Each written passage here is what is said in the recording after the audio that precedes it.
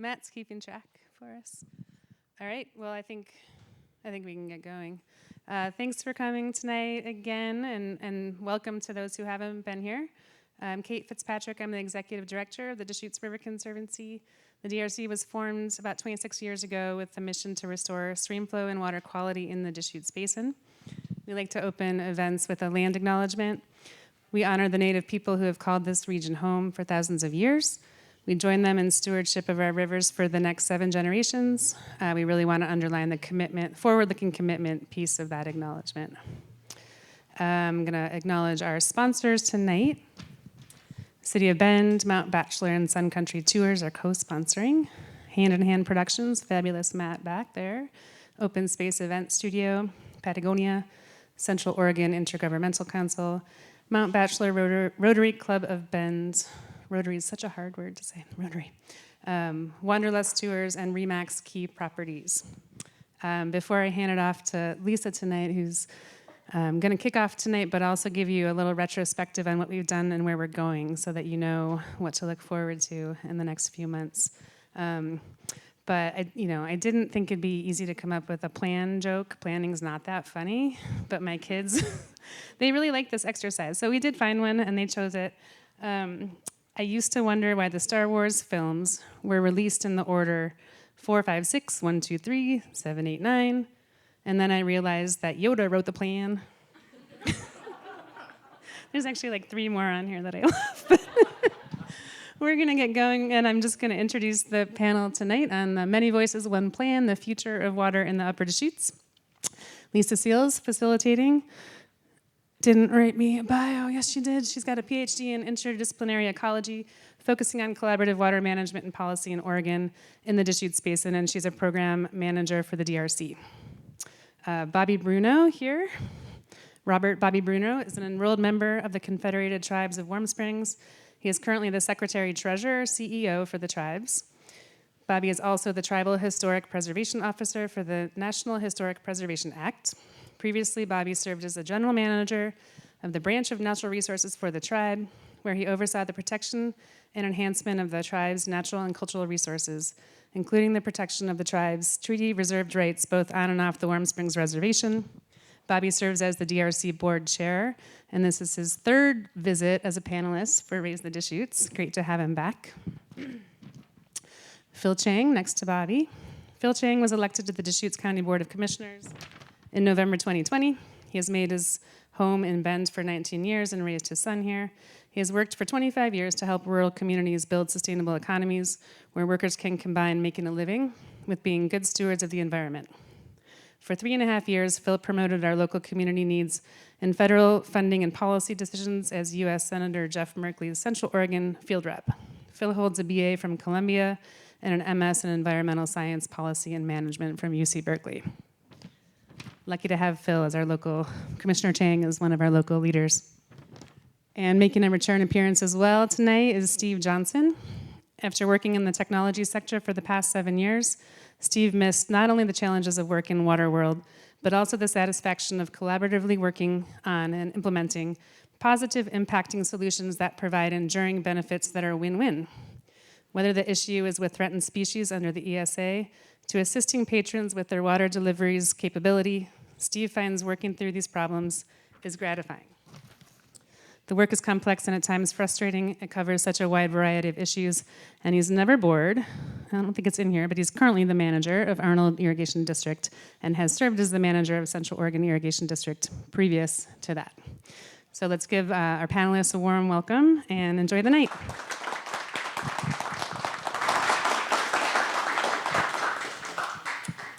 Thank you very much, Kate. I want to start by just inviting everybody who's in the back to head on up here and take a seat. There are a lot of empty seats in the front row, and I promise I don't bite. I don't think any of these guys do. I'm guessing the people in the front row don't, but we've got lots of extra chairs, and yeah, please don't be shy. Please come be comfortable. I like having people in the front row because then I can see your faces. Other than the blinding light, I can't see any of the familiar faces in the back row. So thank you all for being here tonight. It seems like we might have a lot of new faces in the crowd, so I would just love to see hands for folks that have been to a Raise the Deschutes seminar before. Who's been? Okay, so we do have a lot of, but a lot of newbies. Raise your hand if you're new to the Raise the Deschutes seminar series. Great. Okay, well, I'm going to get into later asking you all why this one, or if you just have always wanted to come, and then planning is so exciting, and you knew that Kate was going to tell a Yoda joke. So. All right, so as to start us off tonight, we are gonna just do a little retrospective about the Raise the Deschutes seminar series. So we've been at it for almost a year now, bringing you about monthly seminars, and we've done 10 different seminars, and all of you on your table have handouts that are essentially the cliff notes from each of the previous 9 seminars. So kind of the high points to help everybody catch up if you haven't attended or you haven't had a chance to watch the online videos that exist. So we covered hydrology and water management, water rights 101 and kind of a history of water law, water banking, groundwater in the Upper Deschutes, urban and suburban water use, indigenous water rights, reintroduction and fish reintroduction and river restoration efforts, the habitat conservation plan, and then modernizing Central Oregon's irrigation infrastructure. And then tonight we're talking about the future of water management in the Upper Deschutes, and specifically the Deschutes Basin Water Collaborative.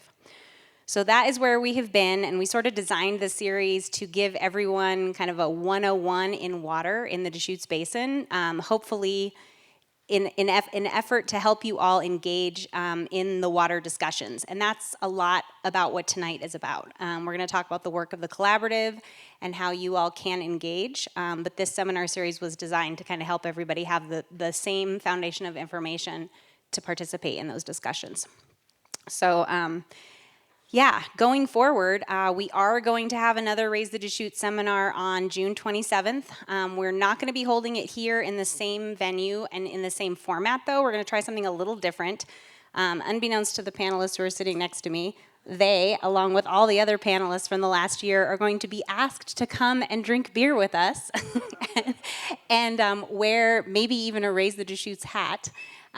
So that folks like yourselves can show up and have beers and ask the experts any questions that you have about water management in a somewhat informal space. So that's what our plan is for June 27th. And I have to also do a little plug here that June 27th Ask the Experts Raise the Deschutes is coinciding with Community Pint Nights at Deschutes Brewery, which means that every Tuesday in June, $1 of every pint goes to the DRC. So if you like drinking beer and you like Deschutes Brewery and you like the DRC, this is an excellent way for you all to come and support us by drinking beer. And even better if you show up on the 27th and look for all of us wearing hats and corner us and ask us all your questions. So, and then we also, I think for the summer months, rather than having us all in this dark room, it's beautiful outside and we're competing with a million different concerts and festivals and all the things that happen. We were thinking about doing some outside field opportunities. So some of the things that we have on the docket are to visit a farm in North Unit Irrigation District and hear firsthand from the farmers what it's like to farm up north. And then we're also thinking about a Wiki Up reservoir field trip later in the season when the reservoir starts to look low, so we can talk about kind of what it really looks like on the ground. So we have some other ideas, but this is my ask of you all is on your table there's a couple of different comment cards, and one comment card that I think has the Raise the Deschutes insignia on it specifically asks what you're interested in learning about and what you'd like to hear more about. So I would strongly encourage you all to put down your ideas about what future seminars might look like and what you'd like to learn about, because we'd love to keep this going and we'd love you all to come back. So without further ado, we're going to jump into the Deschutes Basin Water Collaborative. So there's a statement on the screen there that is essentially the overarching vision of the collaborative, where we really are trying to create a healthy watershed and healthy streams and thriving agriculture and vibrant and connected communities. And so we are all working together to do that through the Deschutes Basin Collaborative. And you might ask, what is the collaborative? Well, the collaborative is somewhere around 46 different interest groups. And when I say that, I really mean we've got everybody at the table. I'm going to show you a slide in a minute, the list of people. But we've got irrigators, we've got the cities and counties, we've got environmental interests, we've got citizens, I think, who are in this room, actually, that sit on the Deschutes Basin Collaborative. So it's 46 different member groups that are all working together to balance water use between human and ecological needs, and we're currently engaged in writing a water management plan. So I'd just like you all to imagine what it's like to write a plan with 46 different entities by consensus. So this is not majority rules, this is by consensus. So it's a challenging endeavor, but we're doing it. So the DRC's role in this whole situation is we are helping to facilitate the collaborative along with Central Oregon Intergovernmental Council and these three gentlemen on the stage with me here tonight, who are the co-chairs. Yeah, come in and get comfortable. There's seats up front. Don't be shy. All right, so yeah, maybe I will just start by letting each of the gentlemen on the stage. Each of the gentlemen on the stage represents what we kind of like to call the three legs of the stool. So we've got sort of, for better or worse, environment, cities, municipalities, and agriculture. But I think everyone would be mad at me if I just described them all as the three legs of the stool, because we're very much trying to meet all the needs in the basin. And so it's not just like, this is my interest and this is what I care about. But maybe I'll give you all a chance to do a little introduction of who you are and why you're serving on this as a co-chair. You want to start, Steve? I thought we agreed that Bobby was going to start. And then we just riff off. Okay, we'll make put Bobby in the hot seat. Bobby has to go first. Is it working? There we go. Okay, I got it here. Yeah, thanks, Steve. Anytime. Or the collaborative. Yeah, that was part of the riffing. Yeah, well, welcome everyone tonight. It's good to see the group here tonight. It's a large group, so that's always good. In fact, this is my third one I've done, and they've been pretty much full in all the sessions that they've had through the series. So that's exciting. That means the word's getting out. People want to learn about water and why that's important to you all as individuals, but also as different groups here and how we manage water in the basin. My interest here, of course, I'm a tribal member, a Wasco tribal member with Confederate Tribes of Warm Springs.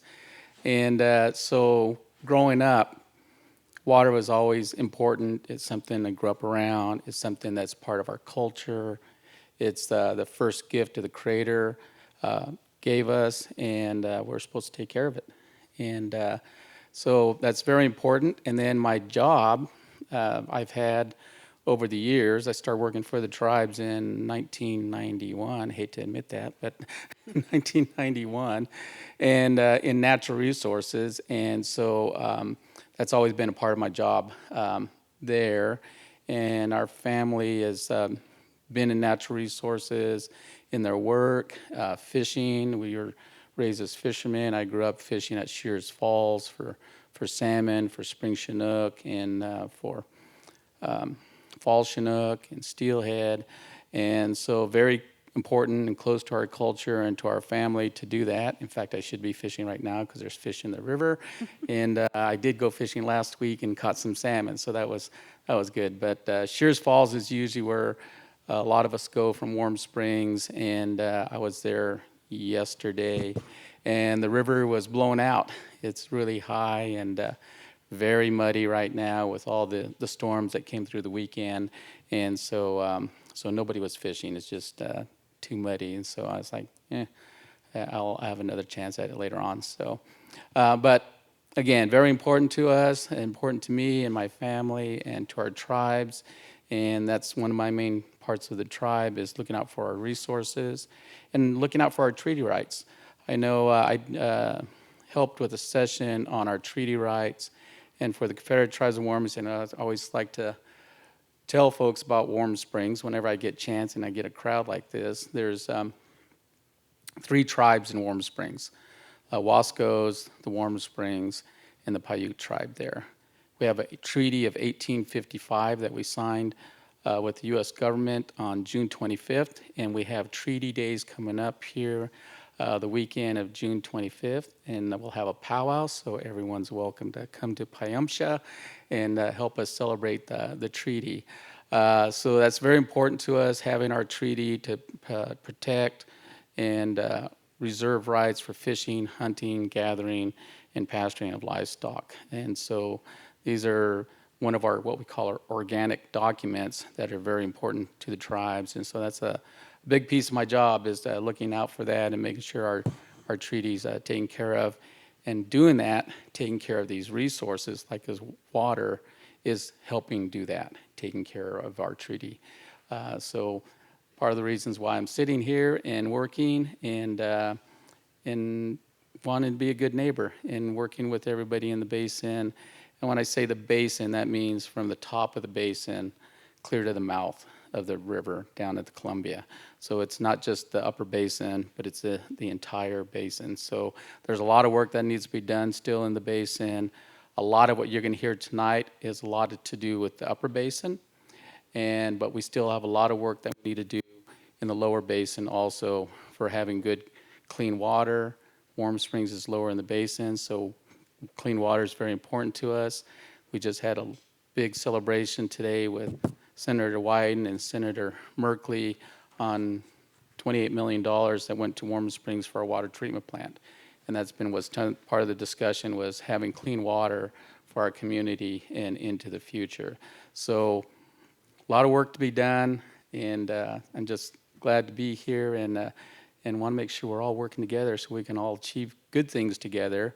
And you go a lot farther working together than you are when you're resisting each other. So that's part of the reason I'm here tonight. I don't know if I got a time frame, but I can keep going, so you might have to give me the hook. I'll come back to you, I promise. Phil or Steve? Okay. I just thought I'd mention, when Bobby was talking about starting work with the tribes in 1991, I was still in high school.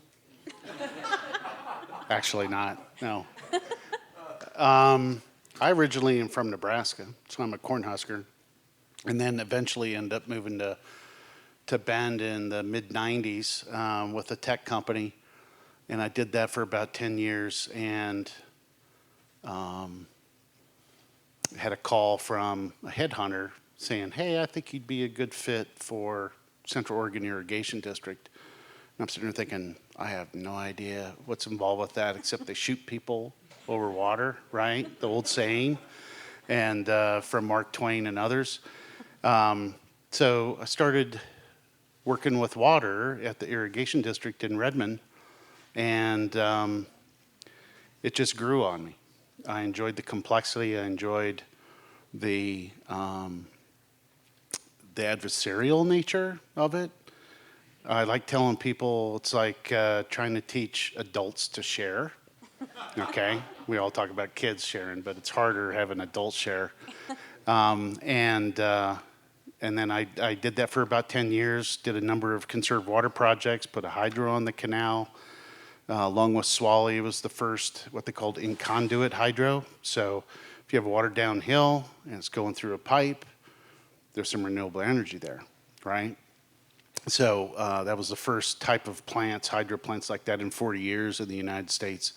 And I have to thank Jan Lee, who was the manager at Swally at the time, for working with her to successfully get those projects in. So fast forward to today, I went back to private sector, and then Kate calls it my water affliction, where in the private sector, as many of you know, things are rather transactionally oriented. And so I felt a longing to come back to water because of the complexity, the strategy, the working with the public, which is, a two-edged sword, depending on what people get fired up about on Monday, and it's different on Tuesday.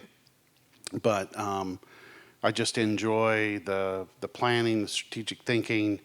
A big part of that is being collaborative, part of that adults to share.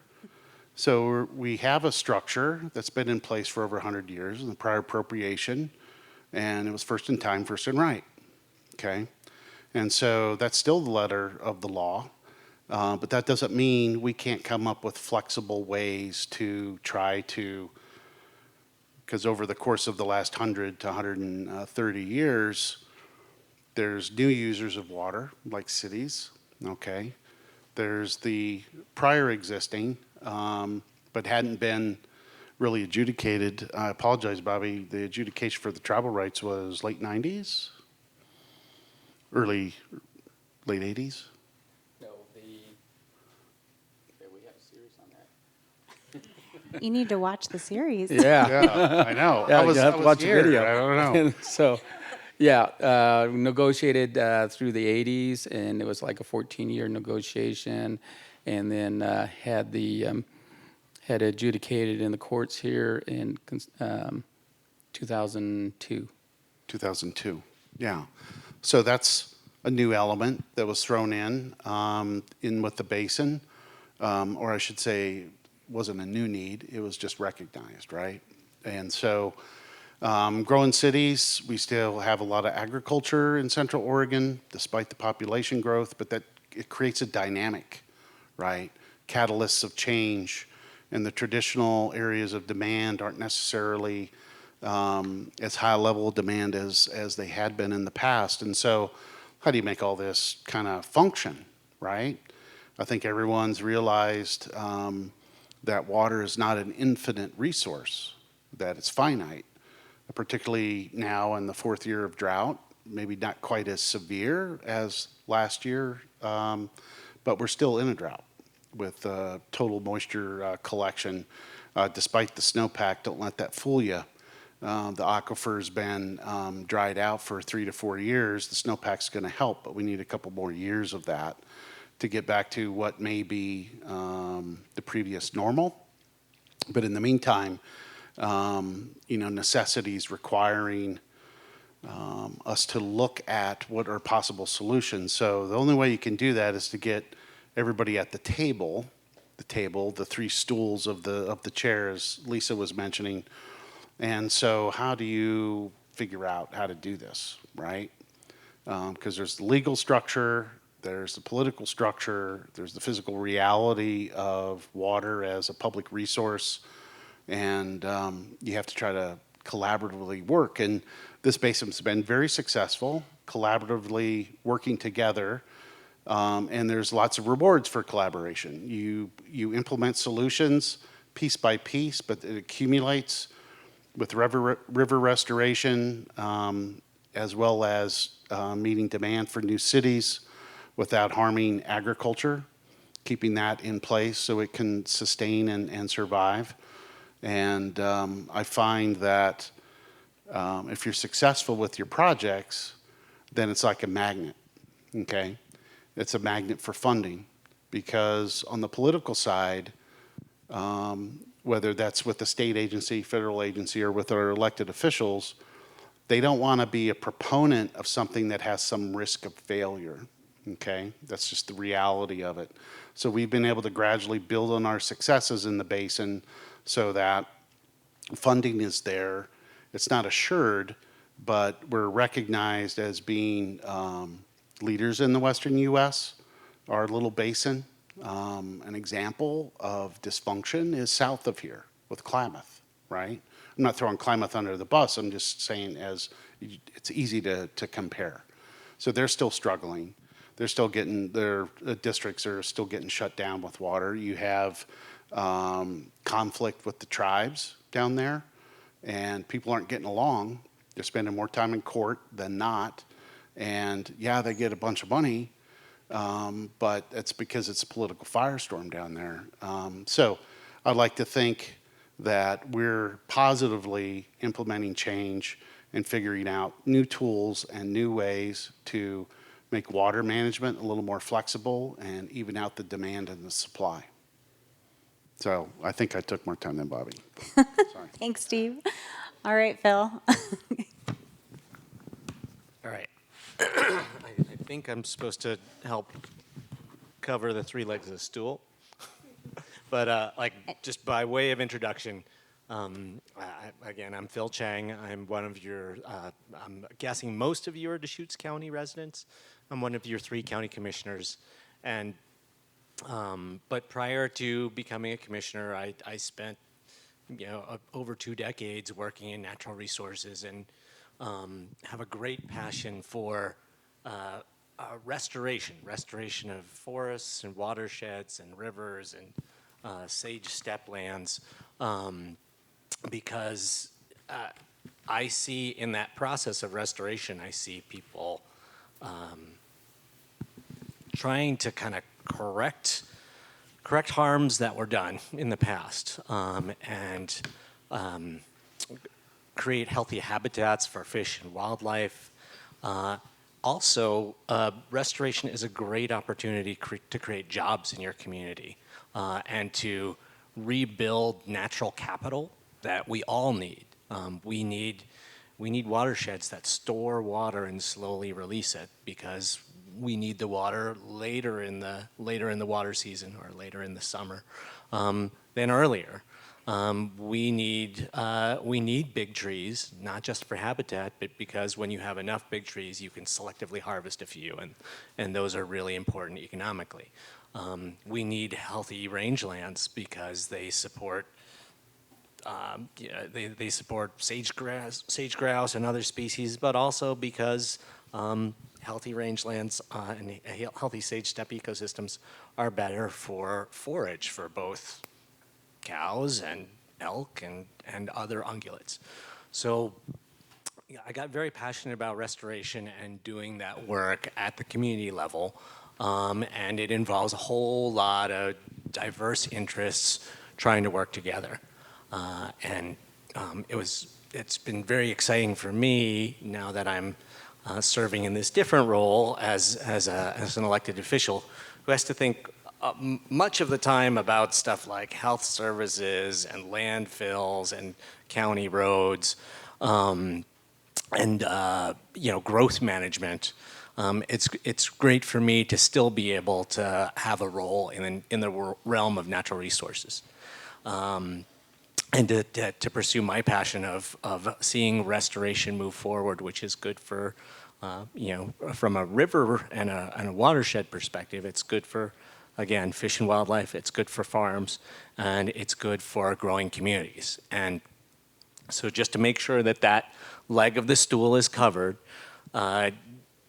you all probably know that the upper Deschutes Basin, so Bobby mentioned the entire Deschutes Basin, but just the upper, what flows into Lake Billy Chinook, generally corresponds to the boundaries of Crook, Deschutes, and Jefferson counties, pretty close. Within that tri-county area, there's probably 250,000 people. Many of them live in incorporated cities served by municipal water utilities.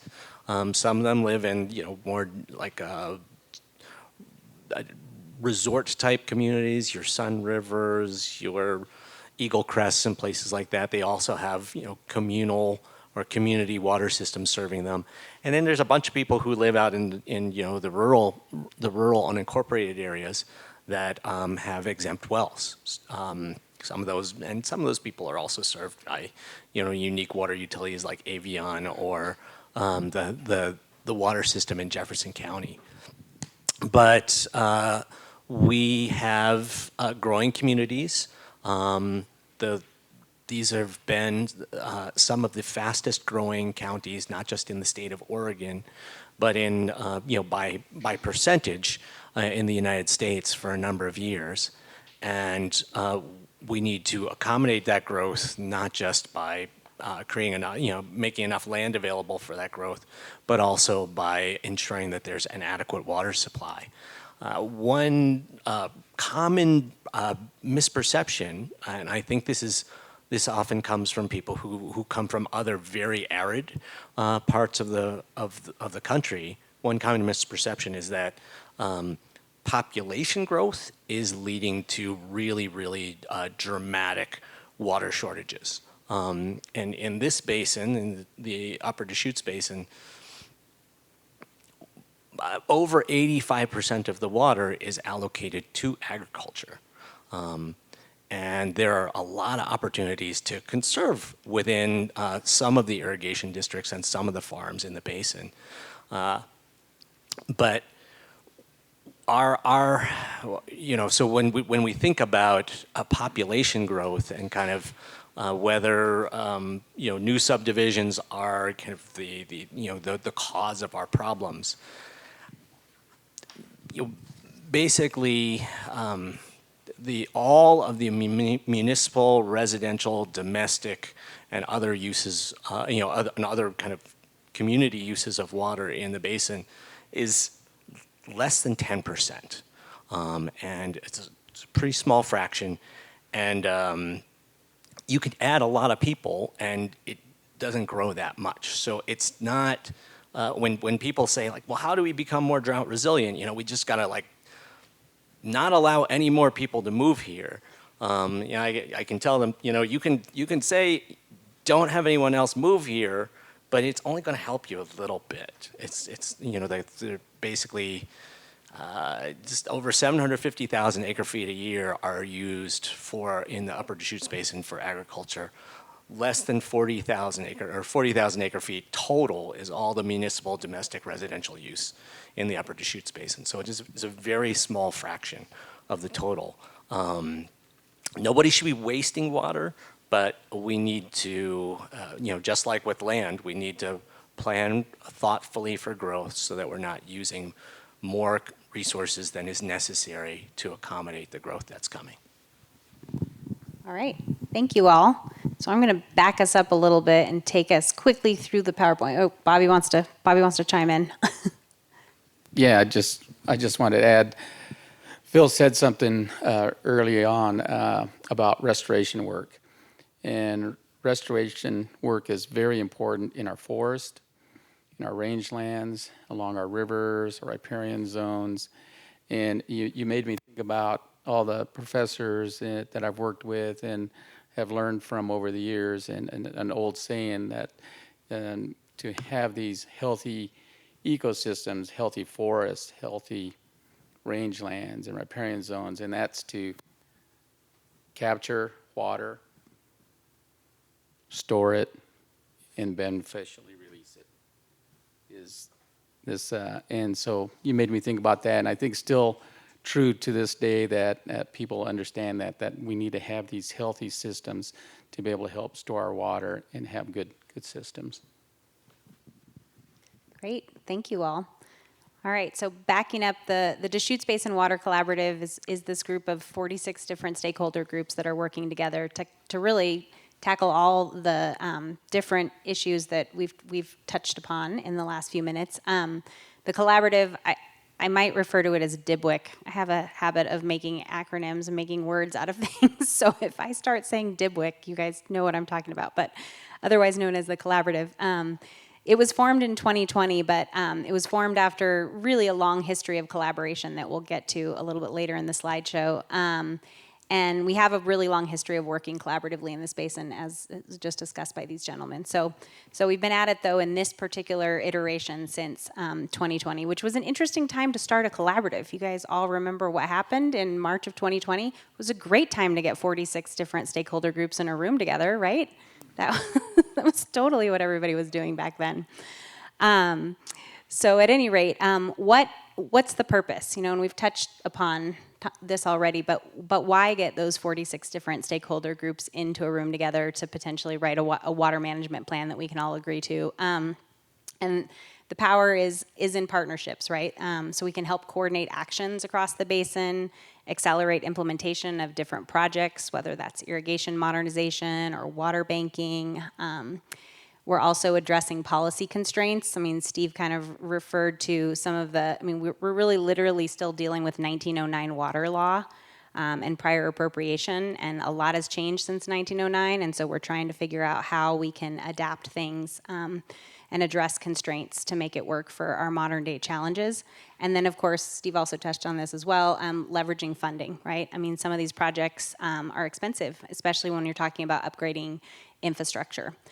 So that is the purpose of the collaborative and why we're all sitting through a lot of meetings together. And now we actually are in a room together, but for years we were sitting on Zoom together and staring at little boxes and having these conversations. So we've talked about the Deschutes Basin before. This is a schematic of the whole basin. The highlighted region, sort of in the lower part of the screen from Lake Billy Chinook upriver, is the focal area for sort of what we're calling phase 1 of the collaborative. So right now we're drafting a water management plan, and that's addressing this phase 1. But as Bobby spoke about, like there's lots more to the basin, the lower basin, the Crooked River Basin. So we will be addressing these other geographic areas in future phases of the plan. So again, we have this vision of healthy streams, thriving agriculture, and vibrant communities. And I think we're in a really good position in the Deschutes Basin in that there really is enough water to go around if, as Steve put it, we can teach adults how to share. So if we can all just figure out how to share, I think we're in a good place. And as Phil alluded to, like, we could even probably have some more population growth, and it's not going to break the bank, so to speak. But we do need to figure out how to share, and really how to be a lot more efficient. We come from a history of really like sort of resettling this country thinking that we had finite resources, right? There was always going to be another stream that we could divert from and another forest that we could get for timber, use for timber. And now we're all realizing that those resources are finite. So we're working together to share and find a good way forward. So the issues in the basin are numerous, and these gentlemen already sort of alluded to a lot of them. We've got everything from low and altered stream flow and to declining groundwater levels. We've all seen prolonged exceptional drought over the last few years. I know we've had a pretty decent winter. It's funny to me that everybody thinks this has been like a banner winter, when in reality I believe this is like still a little bit below average. But because we've had so many bad winters, everyone's like, wow, we have so much snow. And it's like, yay, we kind of have had a good winter, but I think Steve said we need to have 3 or 4 or 5 or 10 of those to really replenish the aquifer so that the springs are pushing out as much water as they have in our historic records. Water quality is an issue. In a lot of cases, it's, that's temperature, which is related to stream flow. And, there's climate change. And then we also have threatened and endangered species. So, and then, of course, if you've been to any of the other Raise the Deschutes seminars, we've talked a lot about irrigation and water use inefficiency. And the fact of the matter is a lot of the systems that are irrigating the farms and ranches around this area and across the entire western United States were built in like the early 1900s and late 1800s. And that's the irrigation infrastructure that we are using today. So it's not particularly efficient, and there's a lot of water loss in the process, and there's not a lot of measurement.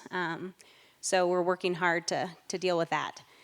And then the uneven and unreliable water supply has to do with the prior appropriation thing and the first in time and first in right. You have some farmers in this basin that can see as much as 5 acre-feet per acre.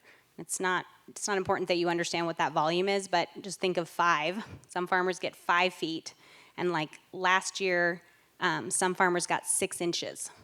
So, and that just has a matter to do with which irrigation district and where they are in the pecking order. So that's why we're banding together to kind of figure out how can we think of creative ways and creative strategies to try to resolve all these issues. Going backwards instead of forwards. So I know a lot of you have seen. Can I mention something really quick? Yes. Let's go back to the last slide.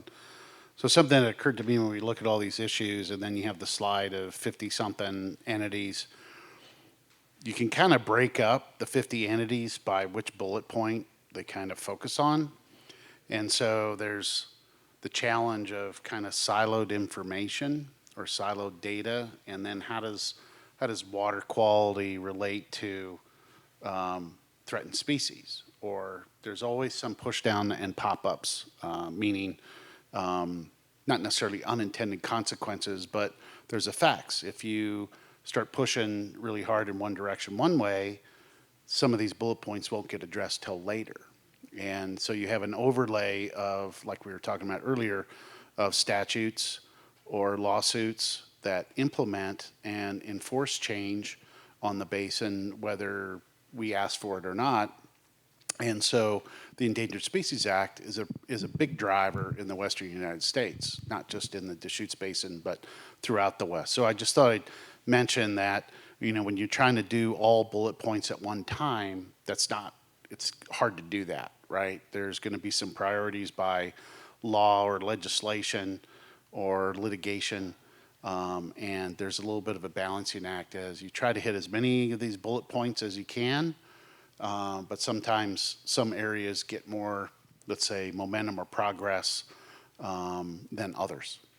A lot of it has to do with funding. Sorry. That's definitely true. That's a good interjection there, and feel free to interject at any time. We are trying to actually address all of these different bullet points, though, in the plan that we're currently writing with the Deschutes Basin Water Collaborative. So, but to Steve's point, this next slide, I think, kind of brings home why we're specifically focusing on what we're calling like the Upper Deschutes Basin for this phase 1 of the collaborative. Because this schematic shows basically how, let me back up a little bit and say that the Deschutes Basin, or the Deschutes River, the Upper Deschutes River, was historically one of the most stable flowing rivers in the world. Year round, it put out about the same amount of water, and all year round. Didn't matter if it was August or February. And that's because the river itself is mostly groundwater fed. And the springs and the groundwater are discharging into the river the same volume of water year-round. So we can have a huge runoff event, and that water is actually percolating into the ground, not finding its way into the Deschutes River the way that we often think about.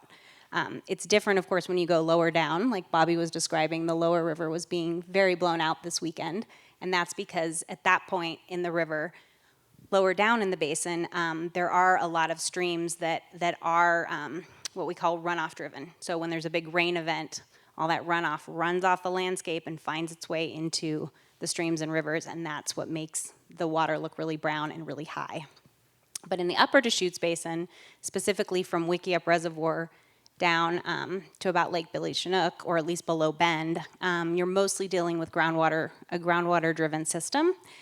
And so we have altered that hydrology, that very, very stable hydrograph, by storing and releasing water for irrigation. So it's right, historically, since the Wickiup was built, we've stored water in the winter months and released that water in the summer months. So what that means is that come November, the dam shuts and we start to store water in Wickiup, and effectively that stretch of river just below Wickiup has been almost dewatered. I mean, it went from flows of about 700 CFS historically down to as low as 20. So that caused big problems for the river itself and for fish. Flows have come up since then, but they're, and that's the problem that we're working to solve, is to increase those flows. And then on this other side of the coin, in the summer months, we open up the dam at Wickiup and we push all that water that the irrigators need to use for their crops. And so the flows have gone up. I mean, historically, it was up as high as, I want to say, like 1,800 CFS. So more than double what would naturally be in that river. And then all that water gets diverted to start to head out in the canals towards the farms at the city of Bend. And so right below Bend, like if you go to the river house, that section of river, historically in the summer months, was close to dry. So this is essentially the focus, and to Steve's point of why, it's a little bit of a whack-a-mole deal and it's hard to deal with all the issues at once, but we're specifically focusing on the Upper Deschutes Basin for this phase of the collaborative to kind of address this issue, among others. And then Phil did a really good job describing this, water rights in the Deschutes Basin. This is always a little bit of a misnomer for folks. I hear all the time, beer and golf courses are definitely all the water use, most of the water use in Central Oregon, and actually not true at all. 86% of the water rights in the basin are going to ag, and 2% is the cities and municipalities. So it's a pretty small amount. And then that 12% is water that is left in stream for habitat and fish and frogs. We should mention that not too long ago, the percent on ag was over 90-some%. So it's gradual, but there's been improvement for in-stream over the last 20 years, which is a culmination of all this work that we're talking about. Yes, thank you. I think I have a slide on that too. Yeah, so this is a changing pie graph, and we're hoping, through efficiency measures to lessen that 86% for ag while still making sure that ag gets all the water they need to grow crops, but at the same time putting some more water in the slice of the pie that is serving in-stream, and also making the pie a little bit bigger for the municipalities to handle the growth that we are all experiencing. So the unmet needs, if you're going to talk about volumes of water, and I feel like Phil started throwing out volumes of water. I like it. It's pretty good. Again, it's not important that you really can understand what the full volume is, but just the comparison piece of it is kind of important again. So the total annual inflows into the basin, so that's all the water that falls from the sky and makes its way into the groundwater and is discharged in streams and springs, is somewhere between 860,000 and 2.3 million acre feet, right? And I think Phil said about 750,000 of that is going to agriculture on an average year. But the unmet needs, so the amount that essentially we're trying to make that pie bigger, and the amount that we need is somewhere between 200,000 acre feet and 400,000 acre feet. So that's basically like a Wickiup Reservoir amount of water that we are looking to create through efficiencies and through projects and move around to help meet the needs in the different parts of the basin. So here's another little pie chart that shows kind of where those unmet needs are. Again, they're almost all in the rivers and streams category. So 80% of those needs are in the stretches of river that are being dewatered. Municipalities get kind of overlaid with that 80%, and I don't want to get super wonky on you, but the Deschutes Basin has what's called a Deschutes Basin Mitigation Program, which means that for the cities to be able to pump more groundwater, they have to mitigate for those uses by making sure that that water goes back in stream, right? So the way for cities to actually secure water for the future, for more growth, is by putting water back in stream. So that's why the 12% is kind of part of the 80%. And right now I think we're looking for the cities, I believe, for the next 50 years, we're looking for about 16,000 acre feet. So again, it's a pretty small amount compared to 200,000 acre feet. And I feel like Phil wants to chime in here. Yeah, I just want to add that for dispersed rural residential development, not a destination resort, not inside an incorporated city, not a rural unincorporated area like Tumalo or Terrebonne, but someone who's got their 10-acre parcel out in the backcountry in the county. Those people, those homes are typically on what are called exempt wells. So those wells are not addressed by the groundwater mitigation program that kind of makes sure that, if a city wants to drill a new well, they have to compensate for that somewhere else in the system by putting water back in. Exempt wells are, as the name implies, they are exempt from basically the Oregon Water Resources Department says, just tell us you're going to have an exempt well and go do your thing. You're only supposed to take this much, but we don't monitor it. So how do we even know? Okay, thank you for that.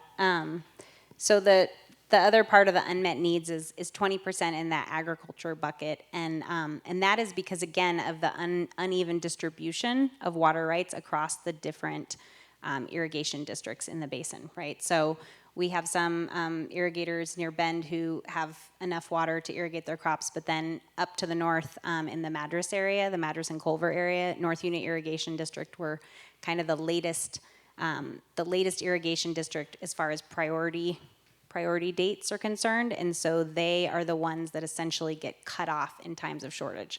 So this last year in 2022, the North Unit irrigators were the ones that had about 6 inches of water for the entire irrigation district to try to grow crops. And if you drive up north, you also notice that that's also where a lot of the big farms in the basin are located. So So that 20% in ag is really about meeting the needs of the junior irrigators in the district. I mean, in the basin.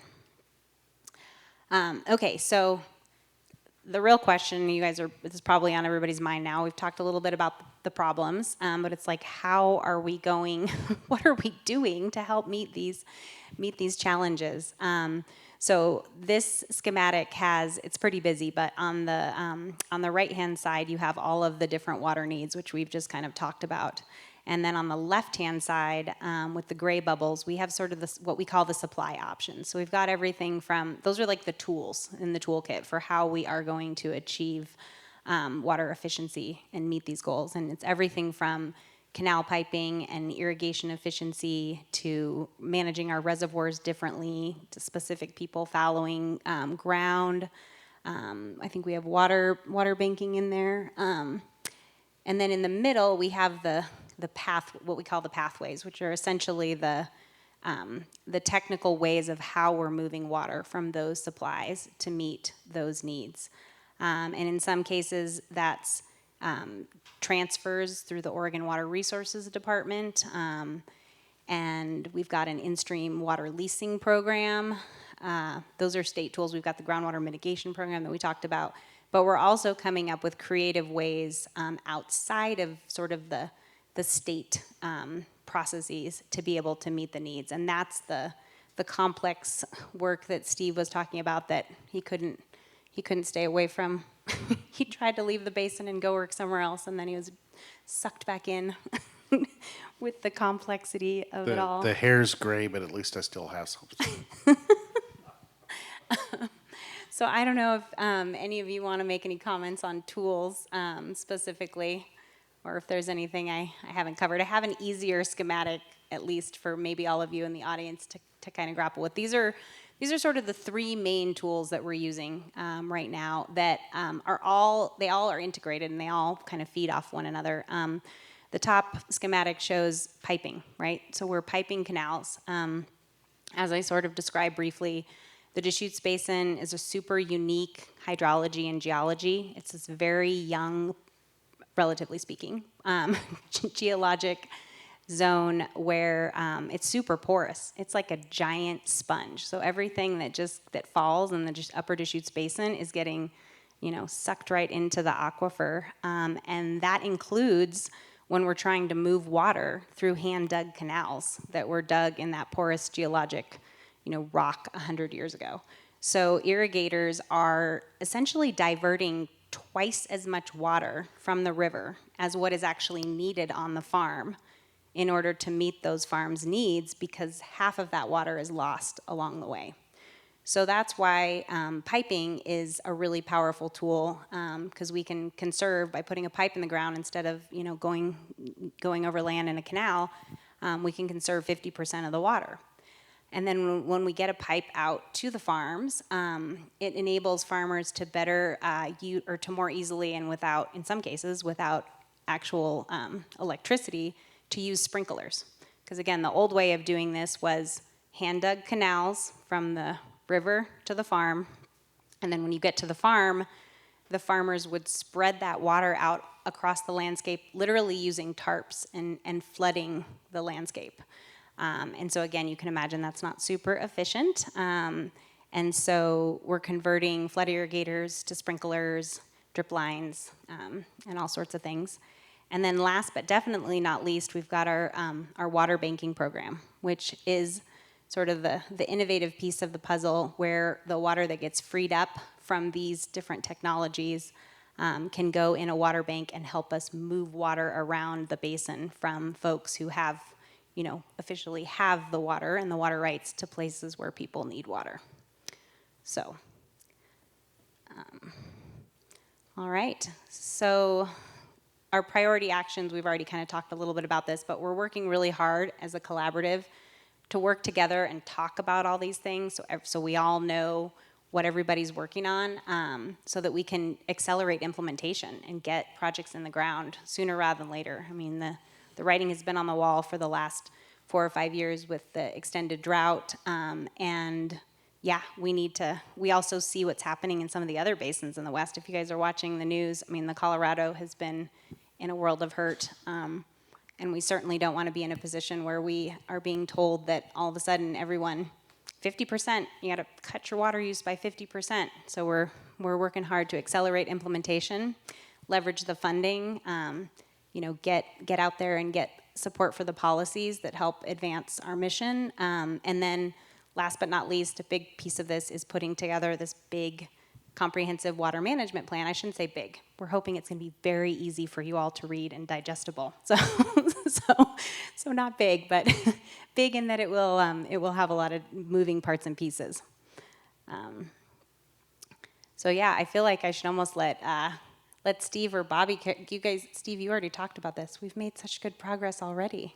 So I don't know if Steve or Bobby want to cover where these tools that I just discussed have a proven track record. We've had success, and I think Steve talked about it a little bit earlier. Like success begets success. So you have some success in a few projects, and then all of a sudden, you get a little bit more money, and you can get the ball rolling. So, I mean, we have restored over 300 CFS in different reaches across the basin. That's the 12% of that pie, the pie chart that we showed that Steve mentioned changed over time. That's from success through collaboration and these different entities working together to make this happen. Yeah, I feel like you want to say something. I do. Okay. Yeah, successful collaboration. You've heard now tonight this big group that's working together here in the basin, and that's not even everybody. I mean, we're talking mainly the upper basin right now, and there's still a whole lot of folks that we will be touching base with as we move down the basin doing these projects. But the power of this group has been a couple things. One, we are looked as leaders in Oregon as in working collaboratively together for water, for good things, for all the things you heard tonight, for agriculture, for the ecosystem, for good clean water, for municipalities. And so we're looked as a model in this state, but not only in this state. I think earlier it was said that in the West, nationally, there's groups looking at how we are all working together and why are we successful compared to other places. And again, back to some of the successes is as working as a group together, our legislative bodies and politicals are seeing the work that we're all doing together, which helps us craft policy that's important to do these things that we've talked about tonight. And it also talks in helping in funding and to be able to get funding from the state of Oregon to be able to put into the basin to continue all the good work that's going on, but not only just in Oregon funding, but from national funding, from appropriations also that can come here to help this basin. And so we're really looked at as a strong model. We've all been working well together. And we do have our challenges at times, and which is good, because then we can have a good open dialogue about, okay, what do we need to do? How can we come up with solutions to make things better for everybody that live in this basin? And I'm kind of go talk a little bit about the tribe's good neighbor policy. We're going to be here forever. The tribes are. All of you and your families and future generations are going to be here forever. And so we all need to be working together, and we all need to be helping each other in taking care of this world, in this basin, and this planet. So that's some of the strengths of this collaborative. That's a good segue into this next slide that just kind of shows that for a long time, for almost 30 years now, this basin has had a very successful history of working together, which this timeline starts with the foundation of the Deschutes River Conservancy, which was co-founded by the tribes, environmental interests, and irrigation interests back in the mid-90s when they realized that we needed to get our acts together and work together to actually solve some of these water issues that we saw coming down the pipe, no pun intended. And from that, there's been a lot of additional groups that have had different acronyms in the past. So the Deschutes Water Alliance, DWIPY, Again, like to make fun acronyms. We had the basin study that we just completed in 2019, BISWIG. I feel like there's going to be a quiz later, everybody. So we have almost a 30-year history of everybody coming to the table. And yeah, it's not that we always agree or always get along, but we always sort of stay in dialogue with one another to move the needle forward. And that is what we are attempting to do now, once again, with the comprehensive management plan that we're working on. So this is kind of just an overview of the state of Oregon has what they call a place-based planning process. Who wants to say that 10 times really fast? Yeah, so the place-based planning process came out of the Integrated Water Resource Strategy, which the state is on their third iteration of updating that strategy. And essentially, it's these 5 different chapters. One describing the planning process, which is like, what's the collaborative? Who's at the table? 2 is describing the resources. Tell us about the watershed. Chapter 3 is like, what are the uses and the demands and the needs in the watershed? And then chapter 4 is sort of the fun, exciting strategy development piece of the puzzle, which are what are the tools that you all are going to use or anticipate using to solve or to meet the needs that are described in chapter 3. And then last but not least, an implementation plan is chapter 5. So what are the steps that you're taking, in the short and medium and long term to put those strategies into place? So we're getting really close to having a draft management plan. And when I say draft because we won't have it adopted by all 46 member groups. Again, we work by consensus, so we need everybody more or less to give us a green card on the plan. But we're getting close to having a draft. And we are going to be sharing that out with the collaborative coming up here this summer. And yeah, that's where we all hope that you all, we're basically on that fourth box right now. But yeah, we're all hoping that you guys in the audience and at home can help engage in this process. One, tonight, we have a little survey on your table with some survey questions, and then at the bottom, just sort of an open-ended question of like, what would you like to see in the plan? Like, what would you like to see addressed in the plan? And then as we move forward, we're probably going to be having more of these types of events where we actually have pieces of the plan to share with you. And we'll be looking for specific feedback on the draft plan as it comes into fruition. And again, we won't just show up with like a 50-page paper for you all to read. We'll try to reduce that and make it as digestible as possible for you all to like comment and give us your feedback. So without further ado, I guess, do we need to go to questions, or can I ask these guys the one I think most important question, which is, what is the power of this collaborative process from everybody's perspective? And let's try to be brief because I know they want us to take questions and hear from the audience.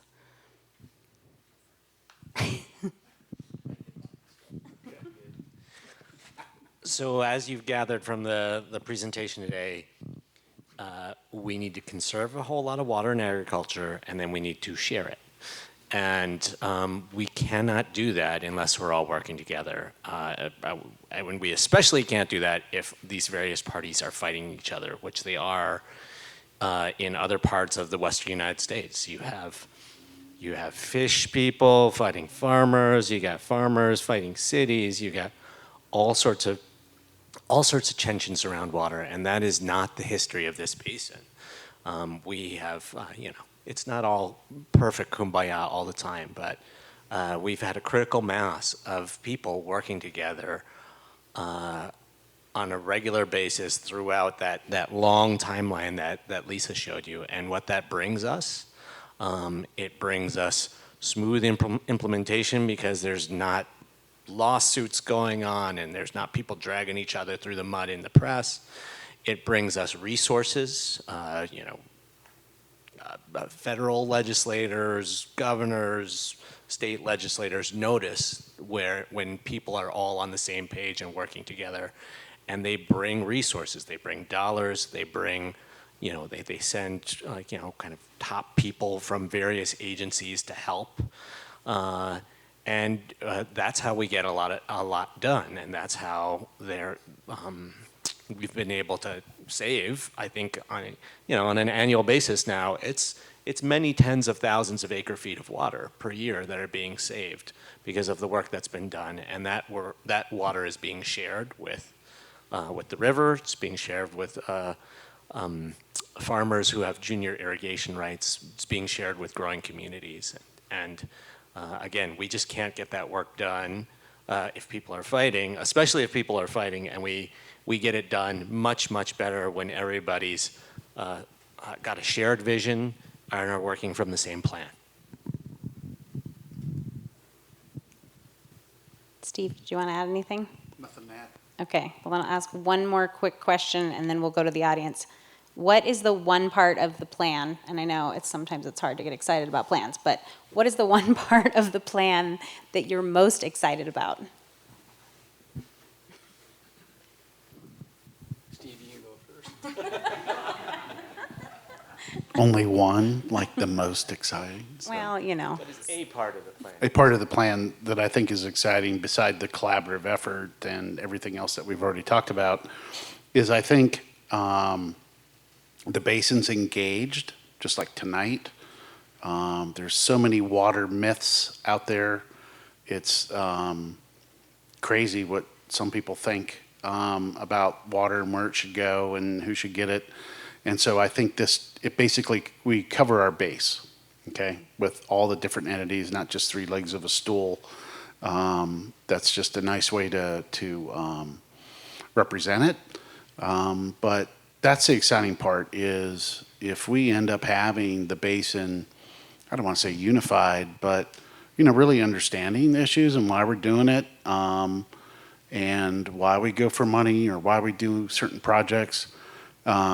If we get to a point with the plan where it's like, well, this solution over that solution, as long as we're talking about one of the solutions, I think that's good. That's what gets me excited. Either of you want to chime in? Yeah, there's a lot of good things that are going into the plan. There's been a lot of hard work by a lot of folks and staff that are drafting. And to me, I come back to like this forum right now. And that's doing education and helping people understand water in the basin, why it's important, why we're working together to do good things for fish, for the ecosystem, for communities, and for ag, and how we're working together and collaborating. I mean, this education piece to me is really important, and people understanding all the good work that everyone's doing and how we can do this together and keep this effort going into the future. I get excited about this education piece of it. Could you go back to that pathways slide? I can. So, for me, there are all these great opportunities in this basin, and you can see a lot of them there. We have all these entities who need water, all these different ways of finding water, essentially. But what is super cool about the work that we do collaboratively in this basin, and that's going to really be captured in this plan, is linking all these opportunities up. So you can do piping, but if you can't share the water with the right people, then you can put water back in the system somewhere, but it's not doing the most good. Or you can do some on-farm efficiency, but if you don't link it with with piping, then you're going to need to use a whole bunch of electricity to benefit from that on-farm efficiency work that you've done on your farm. So you start to put these things together, and you get these synergies that are really amazing. The fact that we have figured out ways to pipe Central Oregon Irrigation District canals or Arnold Irrigation District canals, and then share the water that's saved with a completely different irrigation district, North Unit, so that they cannot use water out of Wickiup Reservoir that they would store during the winter, so that you can put that water in the river in the winter when it's needed to basically keep the geomorphology of the river channel from unraveling. Is pretty cool. So, and you don't do that if you're not linking up a whole bunch of different opportunities together, and that's that's I think what I'm most excited about with this plan. Yeah, I think it's that objective of win-win, and not just 2 wins. There's like 3 and 4 wins with a lot of these solutions, depending on how you can match them up. That's exciting. Yeah, finally found my answer. I like it. I'll echo that. I'll say it's really exciting to work with such a large group of people that have such diverse interests and perspectives, but everybody is at the table and talking to each other and respectful. And I think everybody sort of sees it as this very complex puzzle that we're all trying to put together and find all those win-win-wins. And also being recognized for the work that we're doing and do innovative things that other parts of the West and the world are looking to the basin and saying, wow, what are you guys doing over there? Tell us about it. So anyway, that's a lot more than one thing that gets me excited about collaborative planning, but that's a good summary of the excitement of the plan. So without further ado, I think we're going to wrap up the formal presentation part of this evening, and Jacob in the back has a microphone that he's going to circulate around to folks with their hand up. So we've got one gentleman over here and one gentleman over there, and then I know we also have some questions from the audience at home. So I saw this individual first over here, so we'll start with him. All right, great.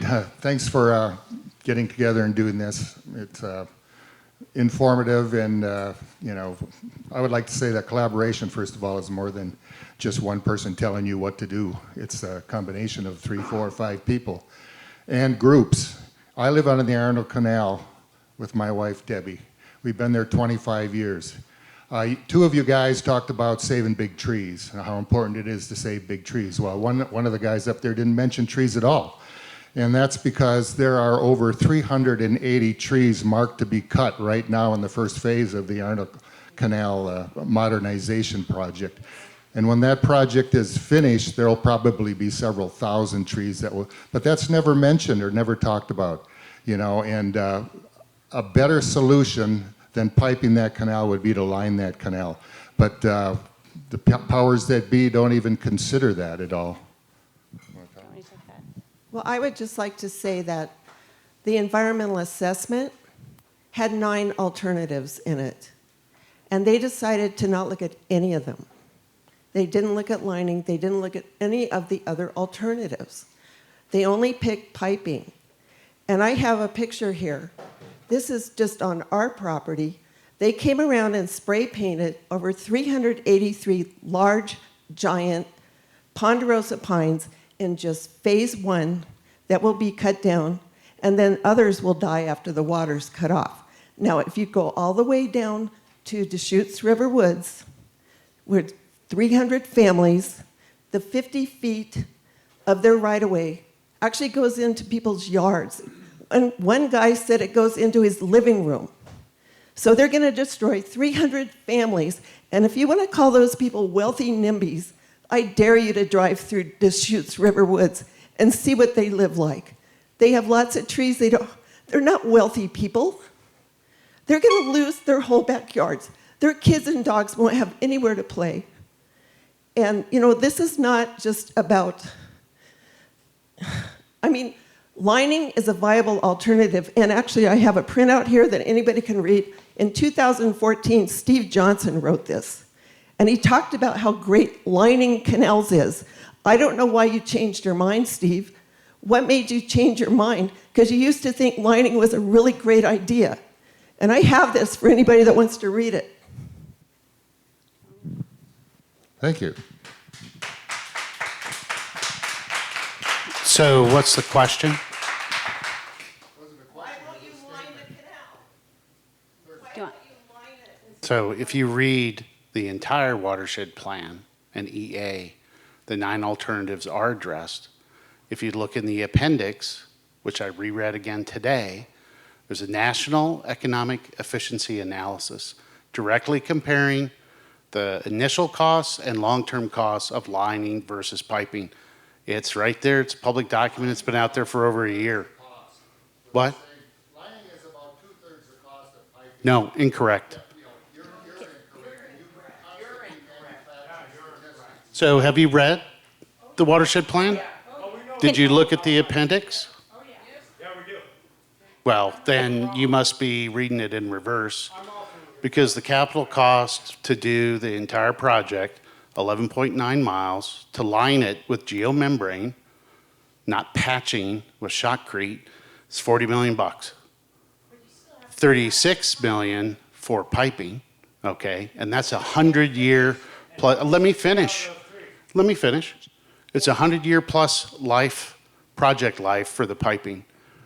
Lining only lasts 30 years. It'll have to be replaced 3 times over. Well, you know, part of working in the collaborative, which I enjoy, is that people are actually civil to each other, and we work through our solutions instead of yelling from the audience Yeah, while I I'm don't wanna- talking. We do want to encourage good Oops, sorry. discussion and Q&A. I don't want to put our panelists on the spot when there's 4 or 5 people raising voices and not having a discussion. So I think what I would like to say, I would like to maybe just respond very briefly. We acknowledge that these projects have trade-offs and that there will be some trees that die. And the way that we look at these things is the big picture. We have lost the function of the river. And so empathy, but also we're trying to restore a river that was there before there were canals there. And I think everybody in this room has valid points, and I would encourage maybe a smaller meeting to talk through some of this, or at least one question at a time, but it's starting to feel a little bit like a pitchfork situation here. So I think I would try to unless you all have some advice, I would try to redirect it to questions that we can actually, the panelists can actually handle about the collaborative planning process as a whole. Lisa, did you have a suggestion? No, that would be my suggestion as well. I mean, again, definitely good points, and I'm sure Steve would be willing to discuss. But yelling at us up here is we're losing the thread of the whole collaborative. It's not just about piping. Piping is part of the equation.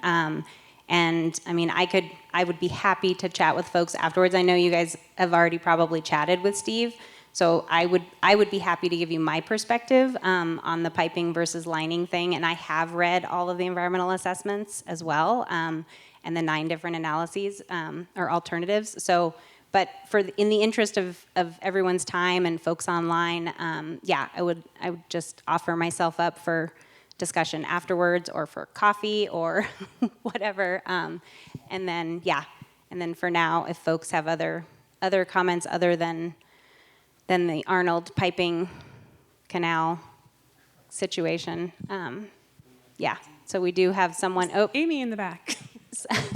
and Jacob doesn't have a microphone anymore, so Amy, Hello. hi there. This is sort of apropos because what I was going to ask you is about process. And I was guessing that in a collaborative, there may be outside forces that want to sort of sway the members in the collaborative. And maybe I was wondering, when you're having problem solving in a group, how do you manage it to keep the outside interests from destroying the cooperative feeling within the group? Because regardless of what issue we're dealing with, whether it's water or schools, we need to figure out how to work through very tough issues with emotionally charged advantages and disadvantages. So I'm curious about process. If you're all really excited that this is working, I'd like to see this model replicated. So I want to know more about who's, I don't want to say policing, since that's a charged word, but how are you monitoring to keep the group cohesive?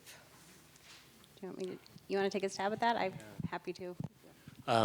So I've actually worked with a number of collaborative, locally based collaborative natural resource management or restoration efforts. Forests, rangelands, watersheds, rivers, and there's some basic principles. It needs to be inclusive. You need to have all the perspectives represented. But the people who come to the collaborative table also are signing up to be respectful, proactive, interested in doing shared learning and shared problem solving. And so you need to structure the membership and the rules of engagement and who gets to talk when and how much. You need to structure your collaborative in a way that it encourages proactive, respectful, shared learning and shared problem solving. And it can take a lot of different forms, but I would say that those are the basic principles that you need to keep in mind as you're trying to design a process. And I'm really pleased with this effort, the Deschutes Basin Water Collaborative, because I believe that they've done a pretty good job of that. Yeah, I'll also piggyback on that and say that before we actually quote unquote formed the collaborative, we spent a long time creating a charter. And in that charter, we've outlined, some of the things that Phil noted just in terms of how we're all going to interact and communicate with one another. And sort of the structure of the different groups. And the way that our collaborative is working is that we have essentially what's kind of like an executive committee.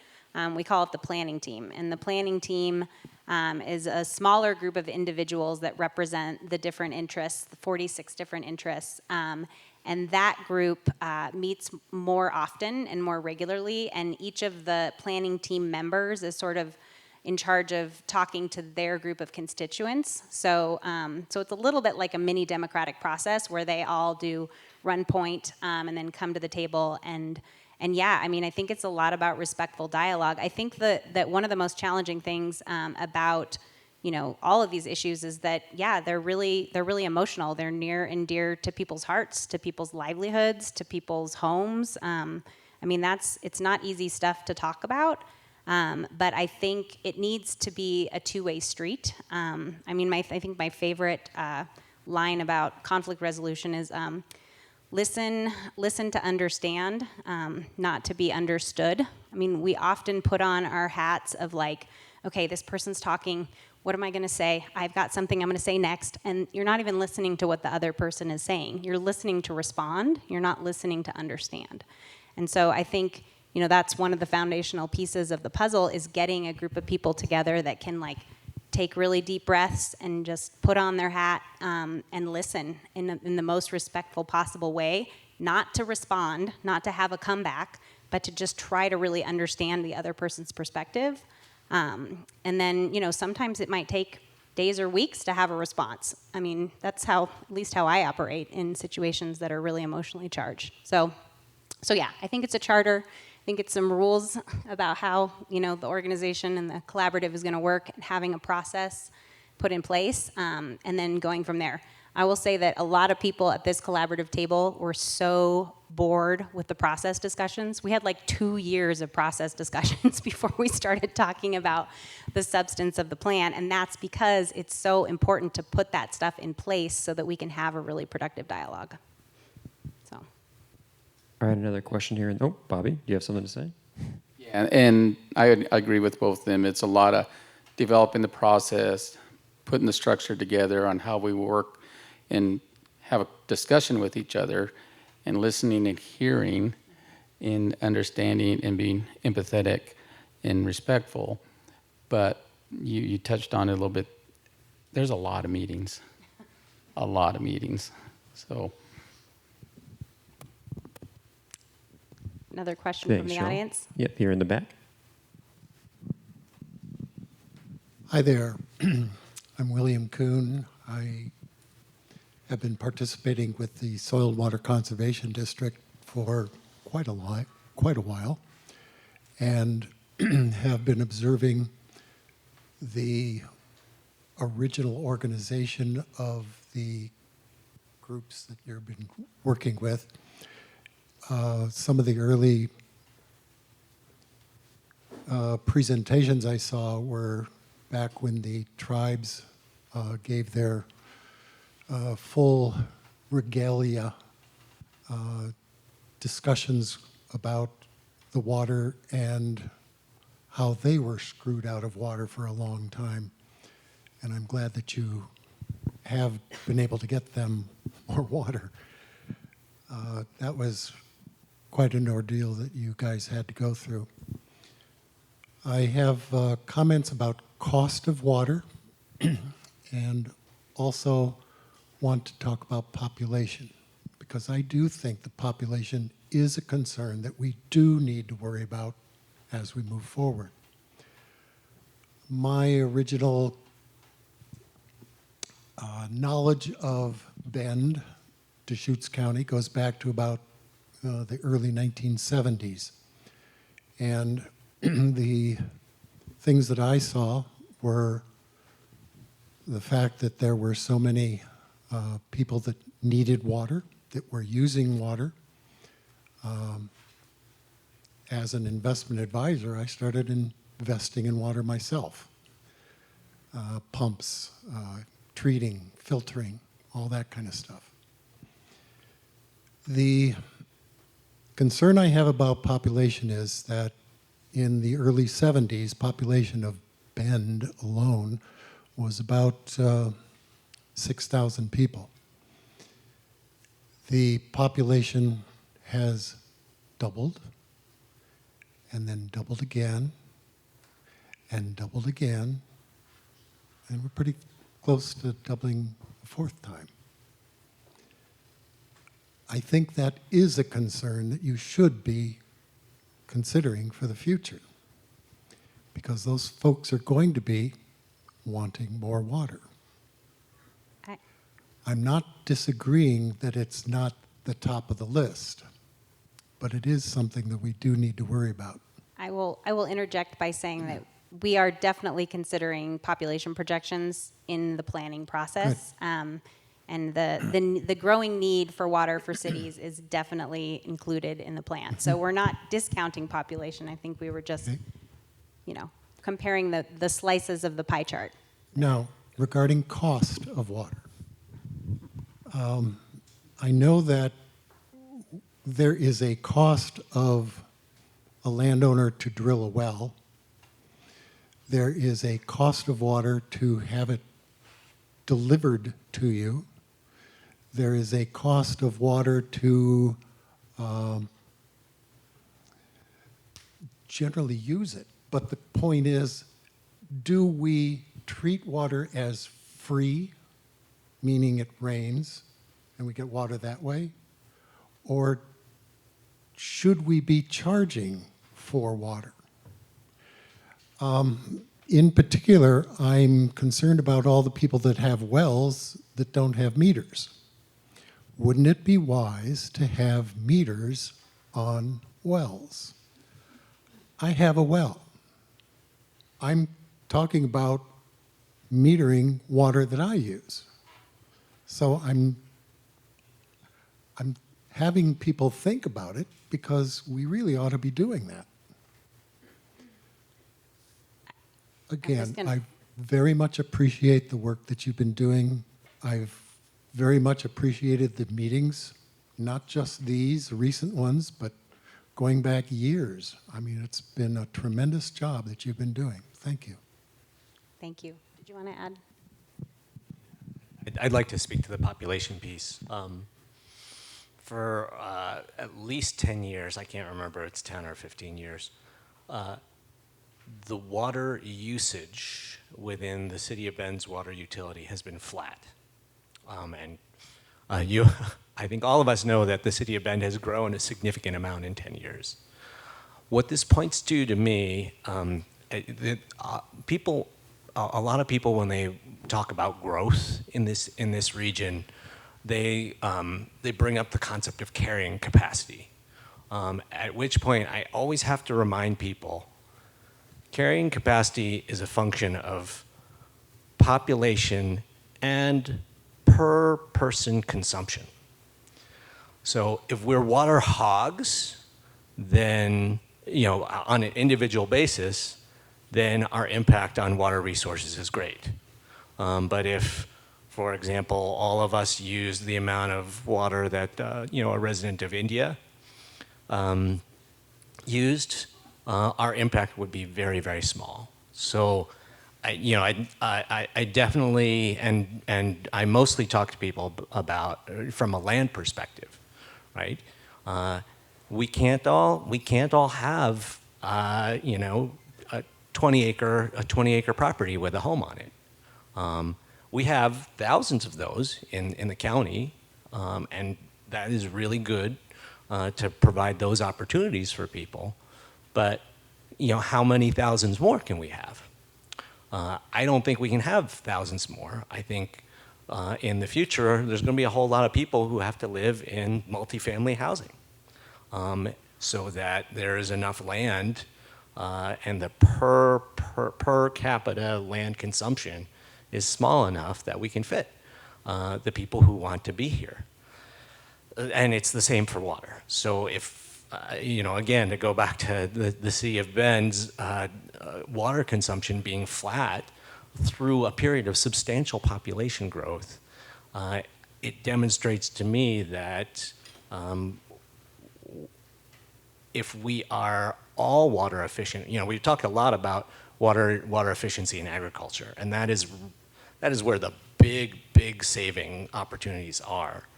But when we talk about population growth and growth in general, if we are water efficient, we can accommodate a lot more people with minimum impacts. Yeah, and I'll just bring it back around really quickly to the plan and the development of the plan. I will say that increased measurement and monitoring of water resources is definitely a piece of the plan as well. I mean, we acknowledge that, again, these antiquated canal systems, they have literally weirs with sticks that you measure the water from. So that is that's part of the plan for sure. The City of Bend has done an excellent job with their measuring and monitoring of water usage, and there's a lot that can be learned from the City of Bend, and the City of Bend is at the table with us, helping us all to understand how they went about keeping that water usage curve flat in the last 10 years, despite, the enormous population increase that we've seen in the area. So that's definitely part of the plan. I also think the pricing of water is definitely, part of the conversation as well. So all of your comments are noted, and if you haven't written them down already, put them in a comment card, and we'll make sure that they get integrated into the plan. So I think we're getting close on time. I don't know if there's one or two more. Do have another question back here, and I believe at least one online. Okay. So we'll start with you, sir. Yes, first I wanted to say thank you for working so hard on what is, one of our most important resources, sitting through all those meetings. I know that's painful. I was just wondering, does recreation of the river or on the river have a seat at the table in the planning process? Very good question. We have had different recreation interests kind of come in and out of the planning process over time. And I don't know if we actually have someone representing recreational interests right now, but like the Bend Paddle Trail Alliance, I believe, was part of the Deschutes Basin, the BISWIG, the basin study. So yes, and I feel like if you know anyone from the recreation committee or community, I should say, that is excited about meetings and being part of the collaborative, I would encourage you to encourage them to get in touch. And I should also back up and say that our collaborative meetings are open to the public, so anyone can listen in, anyone can participate, and there is a process for actually adding members to the collaborative. So if someone from the recreation community wanted to actually become a collaborative member and have a vote in this whole process, we would certainly encourage that. So, yeah. All right, and then do we have an online question? I'll try to paraphrase it. It's kind of a big question, so the last question. Just a question about the emphasis on prior appropriation as a go-to policy when it might not make sense, and acknowledgement when it's applied outside of locales where water users sort out their seniority. I'm not sure if that we count as that or not, but maybe you could just speak to how a planning process tries to bridge a prior appropriation water rights doctrine enshrined in law with different circumstances today that may not make perfect sense under that system. Well, do you guys want me to take a stab at this, or? Well, I mean, prior appropriation is the law of the land, okay? So there's parts of it or some solutions or tools we have that, are difficult to implement because when you're trying to move water around, that seniority date stays with it. That's what they call it. So if an irrigation district has a water right in 1900, that's their seniority date. And if somebody's 1905, they get what's left over. That's just the way it is. But what the irrigation districts are doing with the conserved water projects that we're talking about and working with the DRC and the other interests is not only efficiencies on farm, efficiencies in the delivery systems, in the canals, that's part of that win-win that we were talking about earlier, in that you actually make the pie bigger. And so it has that opportunity where a senior district doesn't need to divert as much water now from the river, so that there is actually flow available to a junior water right. That can be an in-stream water right, that can also be an irrigation water right. So I don't know exactly what the question was from the online person, but you have that structure, you have to work with it, but the tools that we showed on the pathways recognize it, but also through collaboration, the senior rights and the junior rights, are trying to figure out how to work with that. Yeah, and I'll take a step back too. For those of you that may not be super entrenched in water law, prior appropriation it's an old law at this point. 1909 is a while ago. It was developed before we didn't have a crystal ball knowing what was going to happen with the way that development was going to happen in the West. But I feel like it's, as much as some people might want to upend it and sort of create a whole new system, I sort of liken prior appropriation to capitalism. It's pretty well entrenched system at this point, and I think the chances of us just completely starting fresh with a new system are probably very unlikely at this point. But there are programs and there are tweaks that can be made, just like there are in capitalist systems, right? I mean, there are rules that can be put forth to prevent monopolies, for instance, and things like that. So there are tools that we all are using to help work around and through prior appropriation to get the water where it's needed. Because as much as some people might want to completely upend the system, I think it's probably unlikely to happen in our lifetimes. So I don't know if that answered the question. All right. Well, without further ado, I think we're gonna call it a night. But we will have our next Raise the Deschutes on June 27th at the Deschutes Brewery. If folks want to come ask the experts, we're here to answer questions afterwards. Also happy to pass my card along to anyone who wants to have a conversation offline. Thank you all for your interest in the Deschutes Basin and water, and for coming out tonight.